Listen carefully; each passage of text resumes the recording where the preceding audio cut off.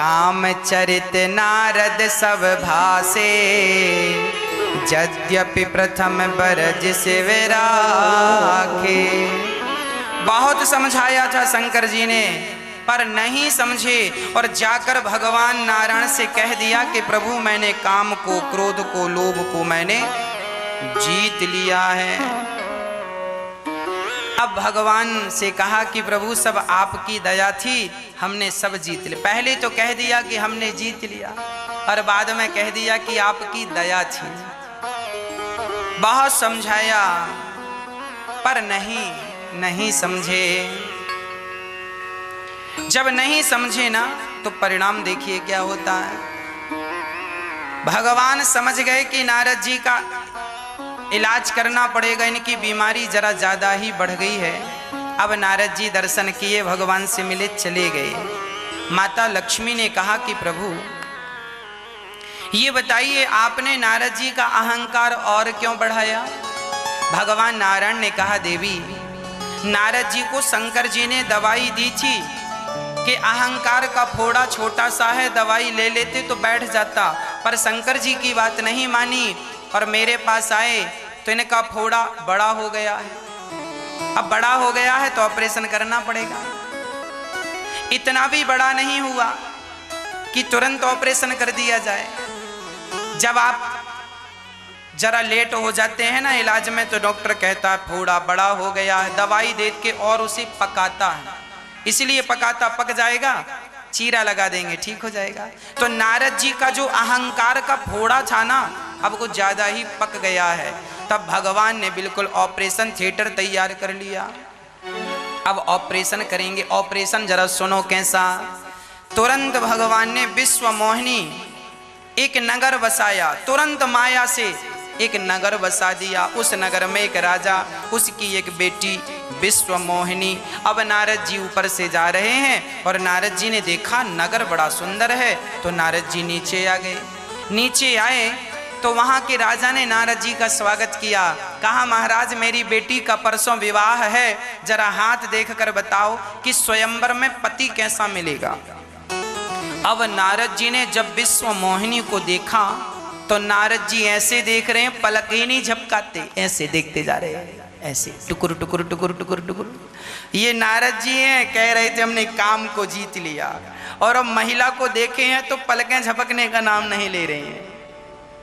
अब विश्व मोहिनी को नारद जी ने टुकुर टुकुर देखा और हाथ पकड़ा कि जरा देखें कि इनका भविष्य कैसा है। तो नारद जी ने हाथ ऐसे पकड़ा कि छोड़ने का नाम ही नहीं ले रहे।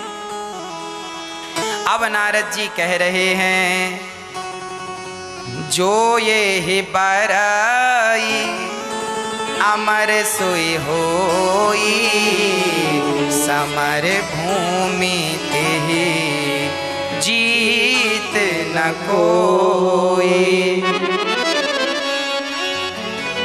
जो इसे बरेगा उसे जीतने वाला कोई नहीं है। अब नारद जी समझ गए क्यों ना मैं ही इससे विवाह कर लूं। अभी कामदेव को जला के, अभी कामदेव को पराजित किए हैं और तुरंत देखो भगवान की ऐसी माया है। तुम कह रहे हो ना हमने काम को जीत लिया, भगवान बोले अच्छा मैंने अपने बल से, तुमने भक्ति के बल से जीता और अपना ठप्पा ठोक रहे हो। तुरंत भगवान ने नारद जी पे ऐसी माया चलाई कि नारद जी का मन बदल गया। बोले मैं विवाह करूंगा, पर इस लड़की से मैं विवाह, कितनी सुंदर है ये, मैं विवाह कर लूंगा। अब नारद जी के मन में लड्डू फूटने लगे, इससे विवाह कर लूंगा, एक घर बनाऊंगा, बच्चे होंगे, सुखी रहूंगा, सब गृहस्थी लोग सुखी रहते, बस मैं ही बाबा जी बना घूमता रहता हूं। हाँ, अब नारद जी का भी मन हुआ कि मैं भी विवाह करूं, लड़की बड़ी सुंदर है। पर नारद जी बोले मैं तो बुढ़ा हो गया हूं, मेरे से थोड़ी विवाह करेगी। बोले एक उपाय है। क्या? बोले भगवान के। अच्छा, नारद जी का एक पक्ष मजबूत है, हर बात के लिए भगवान के पास जाते हैं, ये पक्ष अच्छा है। नारद जी तुरंत भगवान के पास गए तो आज भगवान देखो इतने कौतुकी हैं कि रास्ते में ही मिल गए। अरे नारद जी कहाँ? अरे प्रभु हम आपके पास जा रहे थे। अच्छा, हमारे पास किस बात के लिए? बोले आज हम आपसे आपका रूप मांगने जा रहे हैं। रूप भगवान ने कहा ये रूप कैसे मांग रहे हो? नारद जी ने कहा प्रभु आज हमारा मन हुआ है कि हम भी विवाह करें और हम भी अपनी गृहस्थी बसाएं, बस घूमते रहते हैं, हम घूमते रहते हैं, अच्छा नहीं लगता हमें। अब हम भी अपनी पत्नी के साथ सेटल होना चाहते हैं, हमारे भी बच्चे होंगे, घर होगा, एक बढ़िया घर बनवा लेंगे 100-200 गज में और वहीं आनंद से रहेंगे। भगवान बोले तो शादी विवाह में फिर हम क्या मदद करें? बोले आप अपना रूप हमें दे दो। अपना रूप कैसे? अरे हम बुढ़े हो गए हैं ना, दाढ़ी मूंछ पक गई है, आप तो हमेशा जवान रहते हैं, सुंदर रहते हैं, थोड़ी देर के लिए आप हमें अपना रूप दे दो ताकि हमारा विवाह हो जाए। और विवाह के बाद फिर भले पत्नी कहती रहेगी क्या मैं क्या करूं राम, मुझे बुढ़ा मिल गया, कहती रहे सो कहती रहे, जब तक शादी नहीं हो जाती तब तक के लिए मैं जवान दिखूं। इसीलिए आजकल आपने देखा होगा शादी के समय लोग कितनी लिपाई पुताई कर लेते हैं। शंकर जी ने कहा और नारद जी ने कहा आपन रूप देहु प्रभु मोही, आप अपना रूप हमें दे दीजिए। भगवान से नारद जी ने कहा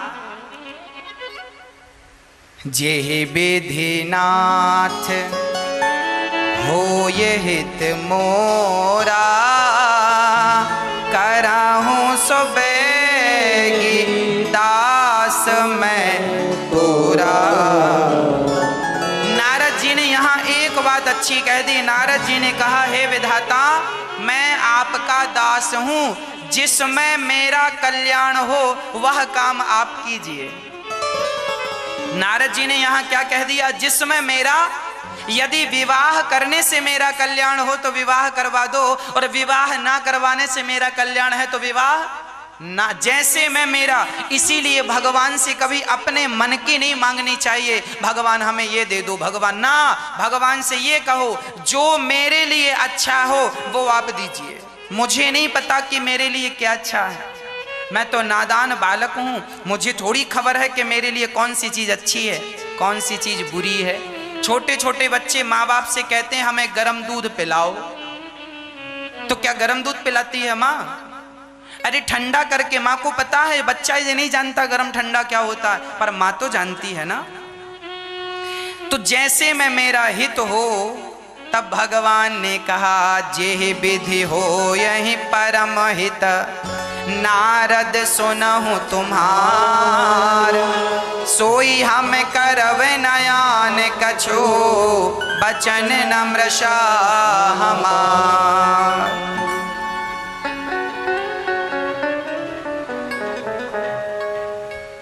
नारद जी को भगवान ने अपना रूप दे दिया। अच्छा पहले गांव में ऐसे ही होता था, लड़की वाले लड़के को देखने आते थे ना तो लोग पड़ोस से सोफा मंगा के ले आते थे, ताकि लड़की वालों को लगे कि भाई इनके घर सोफा भी है।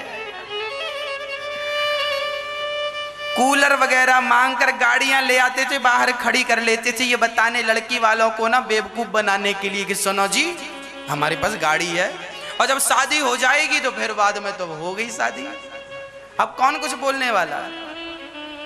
पहले ऐसा होता। नारद जी भी कुछ ऐसी कर रहे हैं, अपना वाला रूप हमें दे दो। भगवान ने दे दिया। कौन सा वाला? भगवान के तो सारे रूप हैं, 84 लाख योनियां हैं, सारे रूप भगवान के हैं, हरि अनंत हरि कथा अनंता। तो भगवान ने अपना बंदर वाला रूप दे दिया, नारद जी को बंदर बना दिया। अब सब लोग तो नारद जी को नारद जी के रूप में देख रहे हैं, लेकिन विश्व अब दूसरा दिन आया, भगवान ने नारद जी को अपना रूप दे दिया बंदर वाला। अब नारद जी बंदर जैसे लगने लगे। अच्छा अब चले नारद जी विवाह करने, और थोड़ा सा अच्छे कपड़े पहन के जा रहे हैं। आज बीणा उतार के किनारे रख दी है, हाँ, और सज धज के नारद जी जा रहे हैं। और दूसरे दिन क्या था कि विश्व मोहिनी का स्वयंवर था, बड़े बड़े राजा आए थे, सिंहासनों पर बैठे थे, और विश्व मोहिनी माला लेकर चल रही थी। जिसके गले पे माला डाल देंगी वह उसका पति हो जाएगा। पहले स्वयंवर होता था, स्वयं से वर्ण करने की छूट थी। तो वहां पर नारद जी गए, और जिस लाइन पे विश्व मोहिनी जा रही थी तुरंत नारद जी वहां जाके कुर्सी पे आगे बैठ गए और विश्वमोहिनी से कहने लगे, आ जाओ इस तरफ, आ जाओ, हम बैठे हैं, आओ इस तरफ। अब विश्वमोहिनी माला लेके गई और देखा तो राम राम बंदर। विश्वमोहिनी को बड़ा बुरा लगा, हे भगवान मैं इतनी गई गुजरी हूं कि मेरे विवाह में बंदर भी आए हैं। अब विश्वमोहिनी ने उस लाइन को ही छोड़ दी और दूसरी लाइन तरफ चली गई माला लेके। नारद जी को लगा हो सकता है इन्होंने मुझे अच्छे से देखा नहीं है। अब नारद जी तुरंत इस लाइन से उठे, उस लाइन में जाकर बैठ। देखो नाच रहे हैं नारद जी, और अभी कह रहे थे हमने काम को जीत लिया, और देखो अभी ये काम के चक्कर में नाच रहे हैं कि नहीं। इस लाइन को छोड़कर अब उस लाइन में जाकर बैठ गए। वहां जाकर बैठे, विश्वमोहिनी आई और उन्होंने देखा, हे भगवान। विश्वमोहिनी ने कहा ये बंदर तो पीछे ही पड़ गया। अब विश्वमोहिनी ने उस लाइन को भी छोड़ दिया। मतलब जिस लाइन में नारद जैसे महान संत बैठे होते हैं, काम तो उस लाइन को ही छोड़ देता। अब नारद जी कभी यहां उठ के जाएं, कभी वहां उठे। अच्छा, वहां शंकर जी के दो गुप्तचर थे, दो शिवगण संवाददाता, आज के मुख्य समाचार पल पल की जानकारी शंकर जी को दे रहे थे, गण शिव जी के गण। और वो शंकर जी, अच्छा उन गणों को ना बिल्कुल दिख रहा था कि ये बंदर बने हैं नारद जी, तो वो बड़ी मजा ले रहे थे। नारद जी से कह रहे थे, वाह आप बड़े सुंदर लग रहे हैं, आप जैसा तो यहाँ कोई नहीं है। नारद जी बोले, अच्छा क्यों ना लगे, भगवान ने रूप दिया है। तो नारद जी ने उन गणों से कहा, क्यों जी, यदि मैं इतना सुंदर लग रहा हूं तो ये मुझे माला क्यों नहीं पहना रही है। शिव गणों ने चुटकी लेते हुए कहा, सुनो उन्होंने अच्छे से देखा नहीं है। तो नारद जी गए और विश्वमोहिनी के सामने खड़े हो गए, माला पहनाओ। विश्वमोहिनी ने पलट करके वहां से चलना स्टार्ट किया। तब वहां भगवान नारायण प्रकट हुए और विश्वमोहिनी ने भगवान को माला पहनाया। उन्होंने भगवान का, वो साक्षात लक्ष्मी थी, परीक्षा ले रही थी नारद जी की। अब नारद जी को संवाददाताओं ने, शिव जी के गणों ने कहा, जरा अपना रूप तो देख लो। अब नारद जी पानी में जाकर, पानी भरा था, झांक कर देखा, दर्पण लेने की भी टाइम नहीं था ना, पानी था उसी में देखा तो बंदर का रूप। अब तो नारद जी आग बबूला हो गए, आंखें लाल लाल हो गई, गुस्सा। इन्हें गुस्सा नहीं आया था तब जब काम आया था, अब देखो काम भी आ गया, गुस्सा भी आ गया। अब क्रोध आया नारद जी को, और जब नारद जी को क्रोध आया, अब कहां जाएं गुस्से में तमाते हुए। नारद जी ने कहा, तुमने पहले नहीं बताया, जाओ हम तुम्हें श्राप दे रहे हैं, तुम राक्षस हो जाओ। अब नारद जी गए, और जब गए भगवान नारायण के पास, अब नारद जी जब गए तो सामने भगवान प्रकट हो गए, रास्ते में ही भगवान मिल गए। एक तरफ लक्ष्मी जी खड़ी और एक तरफ विश्वमोहिनी। विश्वमोहिनी को देखकर नारद जी जलने लगे, अरे राम राम, मेरा एक विवाह नहीं होने दिया, खुद दो दो करके बैठे हैं। अब नारद जी कह रहे हैं, दे हूं श्राप की मरी हूं जाई, जगत मोर उपहास कराई। आपने मेरी हंसी कराई है, अब मैं मर जाऊंगा या मैं श्राप दे दूंगा आपको। तुमने, अब भगवान को देखो क्या क्या कह रहे हैं, पर संपदा कहूं नहीं देखी, तुम्हारे ईर्षा कपट विशेषी। भगवान को कह रहे हैं नारद जी, तुम बड़े कपटी हो, तुम्हारे मन में ईर्ष्या है, तुमने हमारा विवाह नहीं होने दिया, तुम परम स्वतंत्र न, सिर पर कोई, तुम्हारे सिर पर कोई नहीं है ना, इसलिए अपने इतने सारे विवाह कर लेते हैं, और हमारा एक विवाह करने का मन हुआ तो उसका भी खुद खड़े होकर माला उससे पहन लिया। क्या तुम्हारे विवाह कम थे? अरे हमारा हो जाने दिया होता। अब नारद जी आग बबूला, श्राप दे दिया, जाओ, मुझे बंदर बनाया है, आपको भी बंदर की जरूरत पड़ेगी। आप जैसे मैं स्त्री के वियोग में तड़प रहा हूं, तुम भी अपनी इस पत्नी स्त्री के वियोग में तड़पोगे। जाओ धरती पर, जाओ मनुष्य बनकर। श्राप दे दिया नारद जी ने। और जब श्राप दिया तब भगवान ने सारी माया हरण कर ली, अर्थात समेट ली। और जब माया समेटी तो नारद जी का ज्ञान खुला। नारद जी ने कहा, हे भगवान, कितना बड़ा अपराध हो गया, मैंने अपने भगवान को श्राप दे डाला, मैंने अपने भगवान को श्राप दे दिया। चरणों में गिर पड़े, प्रभु मृषा हूं मम श्राप कृपाला, मम इच्छा कह दीन दयाला। भगवान ने कहा ये मेरी ही इच्छा थी, आपका श्राप मैं सिरोधार्य करता हूँ। नारद जी इसमें आपका कोई अपराध नहीं है, नारद जी इसमें आपकी कोई गलती नहीं है। आपने जो श्राप दिया वो मुझे स्वीकार है। अब जरा इसके आध्यात्म विषय को समझते हैं। ये कथा क्यों आई, नारद जी क्यों मोहित हुए, इस कथा से यह समझ लेना चाहिए कि अपने आप को कभी ज्ञानी ना समझना चाहिए। हम जो भी हैं हम अपने बल से नहीं हैं, हम सदा भगवान के बल से हैं। भगवान जब चाहें तब तुम्हारा सब कुछ हरण कर सकते हैं, जब चाहें जब तुम्हें माला माल बना सकते हैं। ये तुम्हारी जो जय जयकार हो रही है, ये तुम्हारा जो धन दौलत बढ़ रही है, ये जो तुम्हारा परिवार बढ़ रहा है, ये तुम्हारी मेहनत से नहीं, ये भगवान की कृपा से बढ़ रहा है। इसीलिए उनकी कृपा का अनुभव करते रहो, उन्हें भूलिए मत, उन्हें बिसारिए मत। अच्छा, नारद जी को बंदर ही क्यों बनाया? क्योंकि भगवान ने कहा देखो बंदर तो बनना पड़ता है, चाहे पत्नी का बंदर बन जाओ, चाहे राम जी का बंदर बन जाओ। तो पत्नी का बंदर ना बनाकर भगवान ने नारद जी को पत्नी का बंदर नहीं बनने दिया, अपना ही बंदर बना के रखा। भगवान के बंदर बनोगे तो ठीक रहेगा, और दुनिया के बंदर बन जाओगे ना तो कहीं के नहीं रहोगे। अच्छा, यहाँ एक बात और स्पष्ट हो रही है, क्या नारद जी सचमुच काम के अधीन हो गए? ना, नारद जी देखिए, जब माँ अपने बच्चे को चलाती है ना तो माँ उल्टी चलती है, पीछे की तरफ पांव करती है और बच्चे से कहती है आजा आजा आजा आजा आजा। किसी ने माँ से कहा क्यों माँ तुम उल्टा क्यों चल रही हो, क्या तुमसे सीधा चलना नहीं आता? माँ ने कहा मैं उल्टा इसलिए चल रही हूँ ताकि मेरा बच्चा सीधा चलना सीख जाए। नारद जी ने आज उल्टे काम इसीलिए कि उल्टे मतलब एक स्त्री पर मोहित हो गए। नारद जी ये कह रहे हैं कि मेरे जैसा व्यक्ति जो दिन रात नारायण नारायण जपता है, मैं एक पल के लिए जरा अहंकार क्या ले आया, मेरी ये दुर्दशा हो गई। तो तुम सामान्य प्राणी रत्ती भर अहंकार ना करना, नहीं तुम्हारी क्या हालत होगी। तुम ये बात समझ लो, ये बात हमें और आपको समझाने के लिए नारद जी ने ये लीला रची है। हम सीधे चलें, इसलिए हमारे आचार्यगण उल्टा चल के हमें कई बार उपदेश करते है ना। इस कथा का एक और गूढ़ रहस्य है, वो भी मैं आप तक पहुंचाना चाहता हूं। अच्छा, एक बात बताओ, नारद जी की इच्छा थी कि मेरा विवाह हो जाए, और भगवान की इच्छा थी कि नारद जी का विवाह ना हो।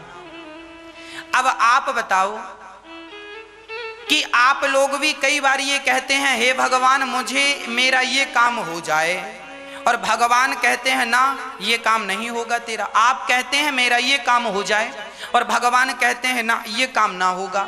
तो अब बताओ आपका सोचना सही है या भगवान का सोचना? बताओ, नारद जी का सोचना सही था या भगवान का सोचना सही था? नारद जी यदि गृहस्थ में चले जाते तो नारद जी की भक्ति सब कुछ चला जाता। भगवान नहीं चाहते थे कि उनके भक्त का पतन हो, इसीलिए भगवान ने उन्हें बंदर बना दिया। जिस प्रकार तुम्हारा कल्याण होगा भगवान उस प्रकार का काम करेंगे। तुम्हारा जैसे कि तुम कह रहे हो कि हमारा ये वाला काम हो जाए, पर भगवान को पता है कि यदि तुम इस काम को करोगे तो तुम्हारा बड़ा नुकसान हो जाएगा, तो भगवान पहले से ही वो काम नहीं करते। उदाहरण के लिए समझिए, एक आदमी स्टेशन गया, जैसे ही पहुंचा उसकी ट्रेन निकल गई। अब वो भगवान को गालियां देने लगा, हे भगवान मैंने इतनी पूजा की, ऐसे तो 12-12 घंटे ट्रेनें लेट होती हैं, आज 2 घंटे 2 मिनट लेट नहीं हो सकी, हो जाती तो मेरा लाखों का नुकसान ना होता, बड़ी मीटिंग थी, बड़ा इमरजेंसी जाना था। अब वो लगा रोने, छाती पीटने, एक ही ट्रेन थी और वो भी छूट गई, अब मैं भगवान का भजन नहीं करूंगा। इतना विश्वास था भगवान पर, वो मेरी ट्रेन छूट गई, मेरा काम भगवान ने नहीं किया। तभी सूचना आई कि जो ट्रेन अभी अभी गई है उसका एक्सीडेंट हो गया, बहुत सारे यात्री मारे गए। अब वो आदमी स्टेशन में जब सुना कि यात्री मारे गए तो नाचने लगा। किसी ने कहा क्यों नाच रहा है? बोले भगवान का धन्यवाद दे रहा हूं, यदि मैं ट्रेन पर बैठा होता तो मेरा भी एक्सीडेंट हो जाता। छूट गई ट्रेन, मतलब भगवान का भी इसमें कोई ना कोई हित ही था। तुम्हारे प्रति कोई अच्छा भाव था। भगवान सदा आपका हित सोचते हैं और हमें लगता है कि हमारे साथ बुरा हो रहा। नारद जी के विवाह ना होने में नारद जी का कल्याण था और भगवान ने विवाह ना करके नारद जी का ही भला किया है। तुम्हारा काम भगवान कर दें तो भी तुम्हारा कल्याण है और ना करें उसमें भी भगवान की कृपा ही समझनी चाहिए। हर पल हर क्षण भगवान की कृपा को महसूस करते रहना चाहिए।